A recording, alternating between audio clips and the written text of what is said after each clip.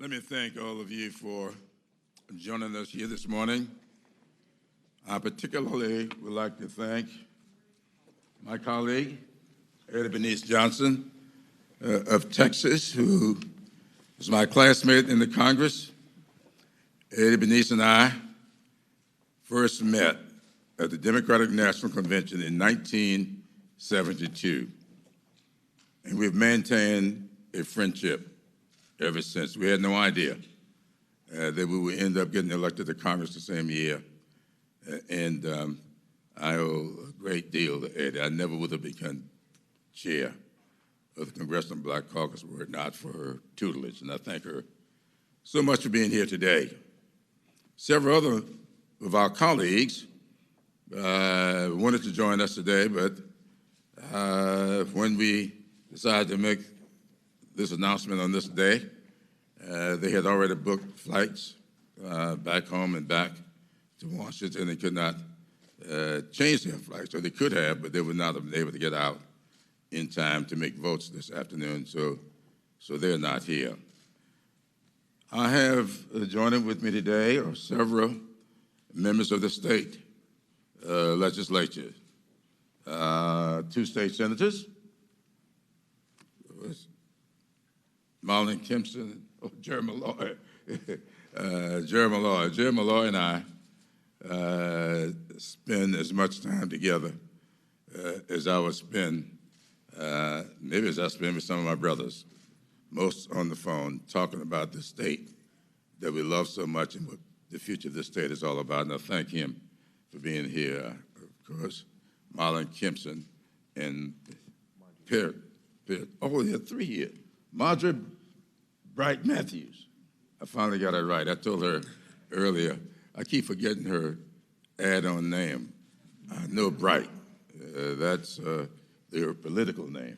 And so I thank her so much for being here. And from the state legislature, from the House, Marvin Pendarvis, who's on the House member here. Yes. Marvin Pendarvis for being here today. I want to say a couple of things about why we're here. I was next door at the Nan's breakfast, and they have established an award in my wife's name, my late wife, and they decided that I should be the first recipient of that award. Emily was from a little town of Monk's Corner. We met on South Carolina State's campus come March 15th, 60 years ago.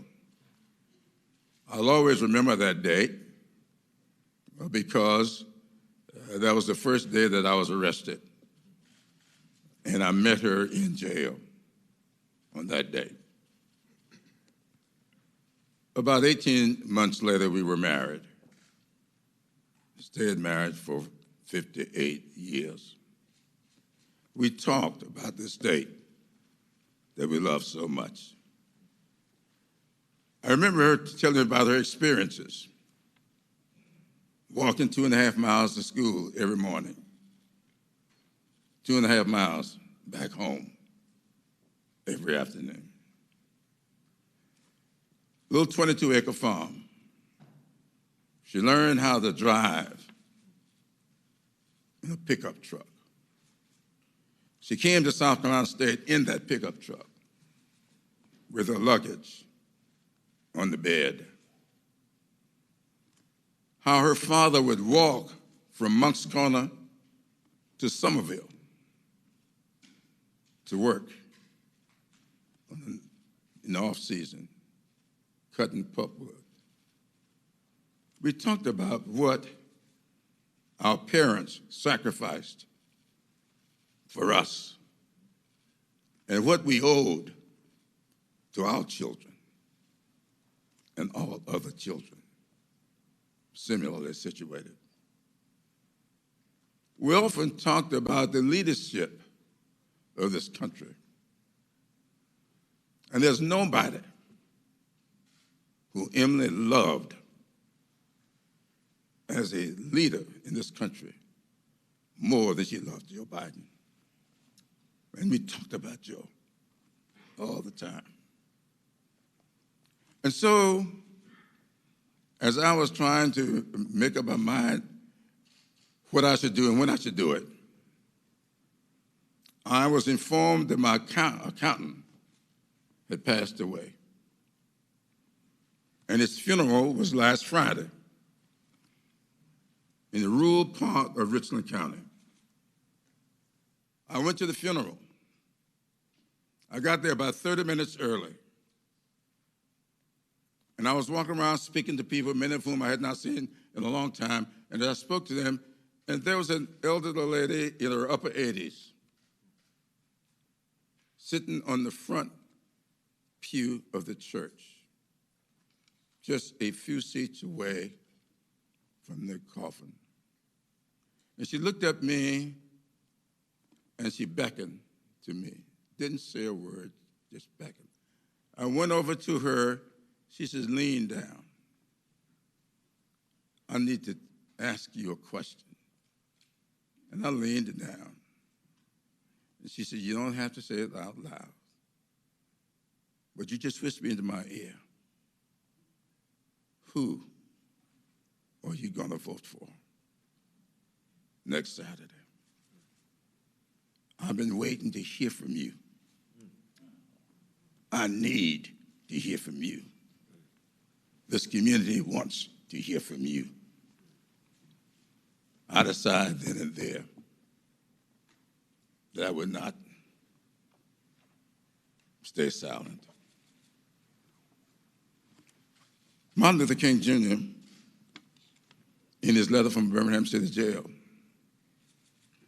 wrote that he was coming to the conclusion that the people of ill will in our society was making a much better use of time than the people of goodwill. And he feared that we would regret, not just for the vitriolic words and deeds of bad people, but for the appalling silence of good people. The appalling silence of good people. I decided, after that experience last Friday with that elderly constituent and my background experiences and studies of Martin Luther King Jr., that I would break my silence today. And I've been saying to the media, I've known for a long time who I'm going to vote for. But I had not decided, well, not to share it with the public. But I want the public to know that I'm voting for Joe Biden. South Carolina should be voting for Joe Biden, and here's why.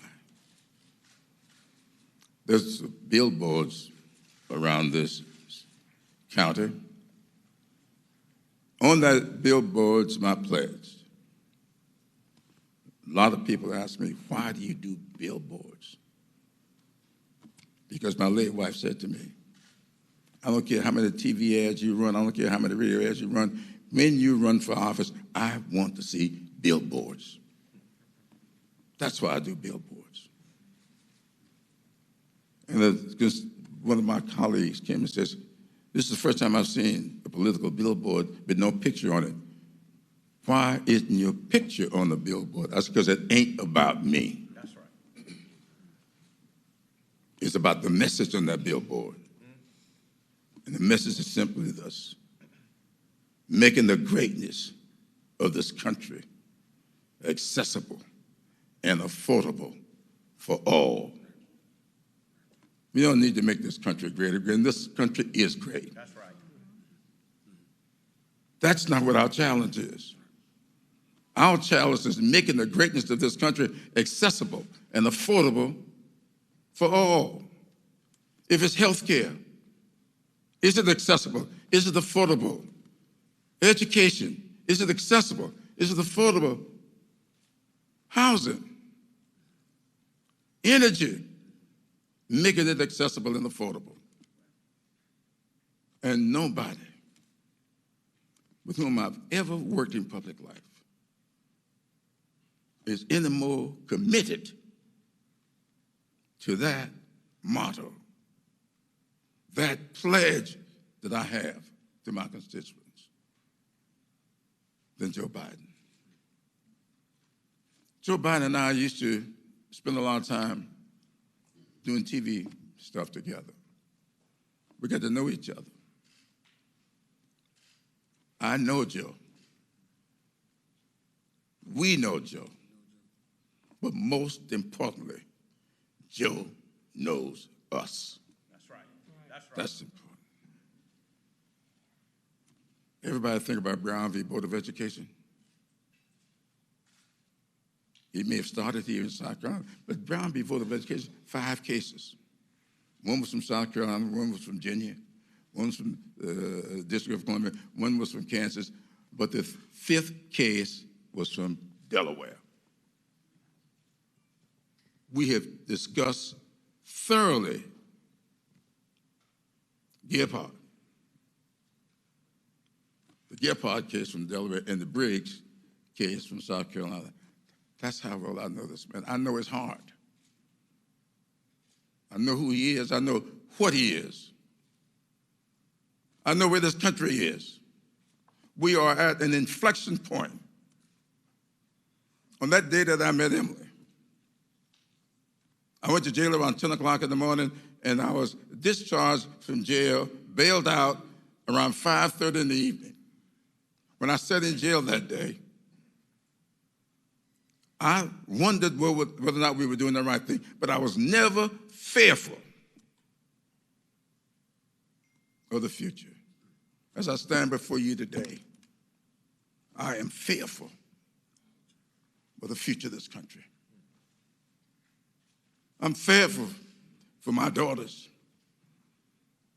and their futures, and their children, and their children's future.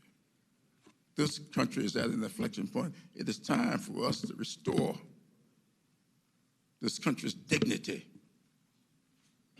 this country's respect. That is what is at stake this year. And I can think of no one better suited, better prepared. I can think of no one with the integrity, no one more committed to the fundamental principles that make this country what it is,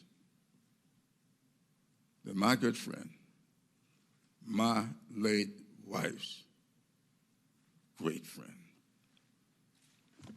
Joe Biden.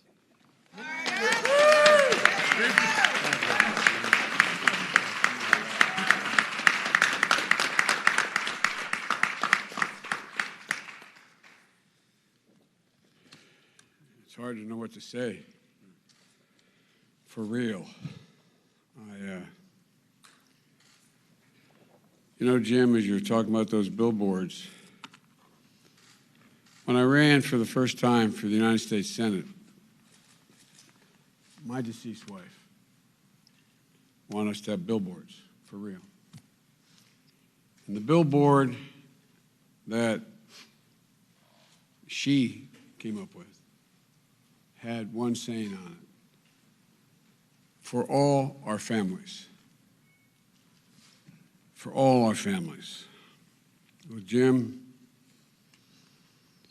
you and Miss Emily have been great friends, but also great leaders, because it's never about you.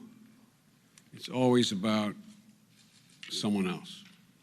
It's always about you, your families, the community. They're intertwined. My dad used to say, the family's the beginning, the middle, and the end. And we're all part of it. You know, I know everyone in South Carolina understands what an extraordinary leader Jim Clyburn is. But I don't know whether sometimes you're, not the hero in your own town. I don't really know how respected Jim is throughout this country, and how many people I would add in both political parties, look to Jim. Because Jim has a voice of powerful moral clarity that's heard loud and clear in the nation's capital. And he always reminds us, reminds everyone on both sides of the aisle, that it's about you, family, and community. It's about whether or not we can make a difference in people's lives. It's just pretty simple. But all too often, people get to public office and begin to think it's about them. And today, we have this debate as my friends, and thank you all, every single one of you. Thank you, thank you, thank you. Today, people are talking about a revolution. What the country's looking for are results. What they're looking for is security. What they're looking for is to be able to sustain and maintain their dignity. My dad would say, how can you have any dignity when you are looking at a child or a spouse or a neighbor and they don't have access to health insurance? How can you maintain your dignity when you are in a circumstance, you look at your child and you see enormous potential and or concern, and you know there's nothing you can do about either one because you can't afford it, because you're cut out, because you don't have the wherewithal to provide what they need. You know, if you take a look at security, that's why I'm determined in this state, healthcare is a gigantic issue.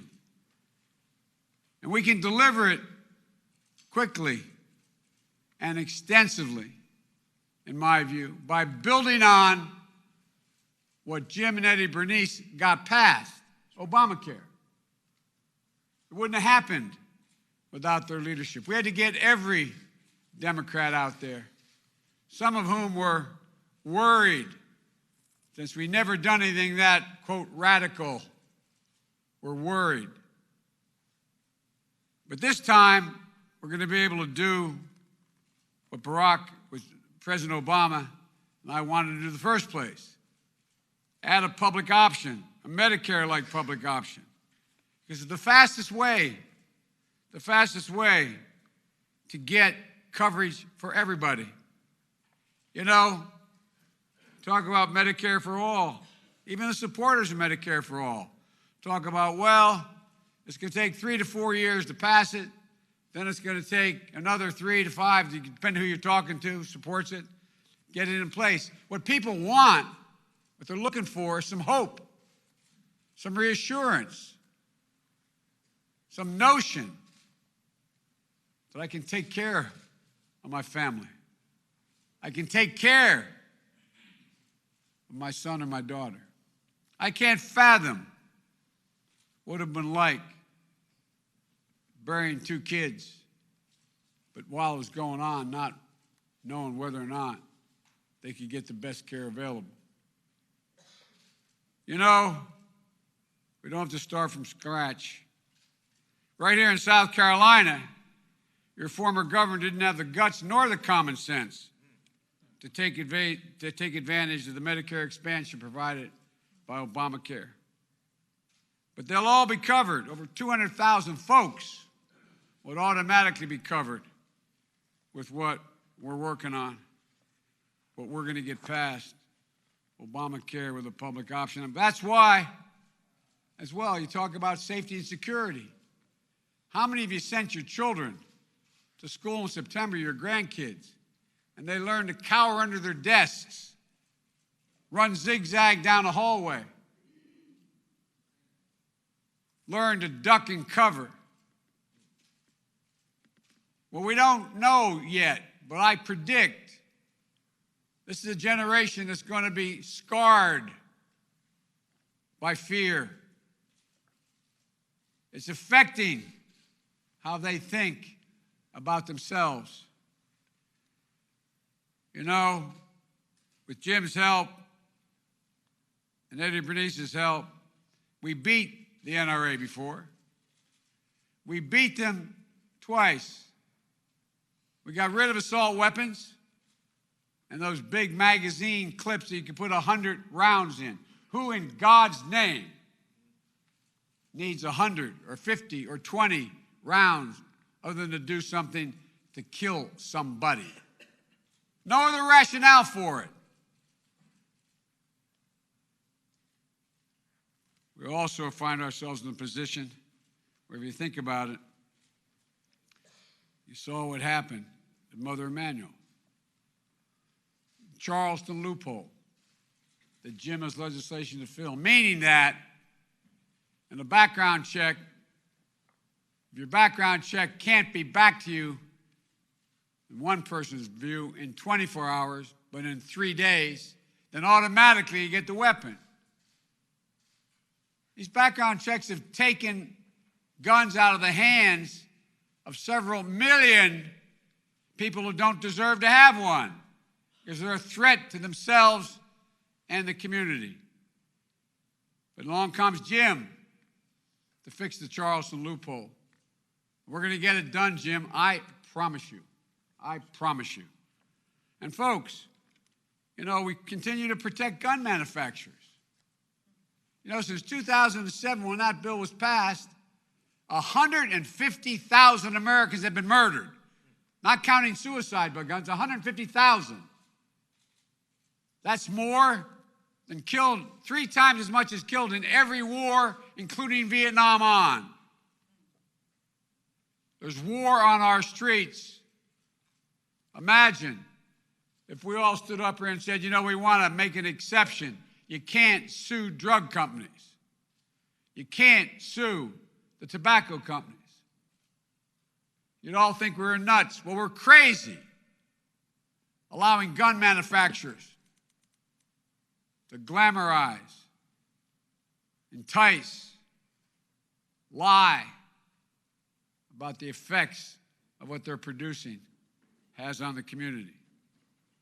Folks, the carnage has been devastating. Like I said, until you bury the child, you have no idea what it's like to be able to look and see your child go off to school and get a phone call saying they're gone. But every single day in this country, there's a mass shooting in our streets and neighborhoods of color and non-color. Every single day. But I promise you, as president, I will take on the NRA, and to the gun manufacturers, I'm coming for you. I'm coming for you. It's got to stop. Jim always talks about opportunity. Well, the great opportunity for Jim, the great opportunity for Miss Emily, great opportunities for me, first in my family, was to get a good education. That was the opportunity. It's a great equalizer. And every child deserves an education that's good and capable of moving on to whatever they want to do. And it shouldn't be based on their zip code. Jim's been in the forefront of this fight his entire career. Because at his heart, you're still a teacher, Jim. At your heart, you're still a teacher. So a long time ago, I proposed what everybody now seems to embrace, which is wonderful, tripling the money for Title I schools, schools that, in fact, have very low tax bases and are unable to pay their teachers what they need to be paid and do a lot of other things. Tripling that will, in fact, make it possible for 3, 4, and 5 years olds to go to school, not to daycare. Every great university in this state points out you do that, you increase by over 50% to pack that child be able to do well all the way through school and go beyond. And we propose making community college free. Also getting degrees, getting technical degrees free. And what we have to do as well, we have to invest in not just community college, but the HBCUs. Everybody forgets why they occurred. why they existed, because they couldn't go to school anywhere else. And the consequence has been significant because they've been unable to build a foundational base upon which they have the money to invest. And look what every other school is doing. They're competing for federal grants to do bachelor research in areas. When I was vice president, the president had me go down to the Tidewater, investing in a program to teach in an African American, a HBCU, cybersecurity. The program is booming. People want to be treated fairly. I was just in Marvin at his neighborhood, his district. The highest eviction rate in the United States of America is North Charleston, his district. He took me through, you see the response he gets. What's happening? Well, the fact is that too many communities are being treated unfairly. So that's why I proposed a bill of rights to protect those who are being evicted and help them get a fighting shot to get a home. I remember, as I said then, excuse the point of personal privilege, I remember the day my sister's with me. My dad walked up a short flight of stairs, which I call the longest walk a parent ever has to make, to say, honey, Dad doesn't have a job anymore. We're going to have to move. You're going to have to go home and live with your grandpa.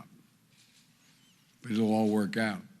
When he said it, he believed it because he thought if you got a fighting chance, you could do anything. And he believed he'd have a fighting chance. It took 3 years to get a home in a different state, but he got it. Go back to your old neighborhoods. Ask your old friends whether they think that's still available, that's still likely. And look, in terms of making everything, the corridors of power reflect what America looks like, that includes the White House, that includes the staff there, that includes the cabinet, and that includes the Supreme Court and the Congress.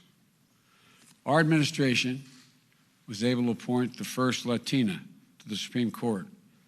The woman I asked to swear me in privately before the public swearing in, Justice Sotomayor. As president, I'd be honored to appoint the first African-American woman to the court because it should look like the country. It's long past time. You know, I'll end by saying what Jim has said, and many of you have told me as well. South Carolina chooses presidents. You decided to launch Bill Clinton to the White House, and up to that time, it didn't look like he was going very far. But you did. You launched my buddy Barack Obama to the White House, and I firmly believe, once again on Saturday, you hold in your hands, in South Carolina, the power to choose the next president of the United States. And I'm here, heart and soul, with everything I've got to earn the support of the people of South Carolina. Nothing is expected or guaranteed. I hope I've earned it, and I'll continue till the last vote is cast to convince you all that I want to earn it.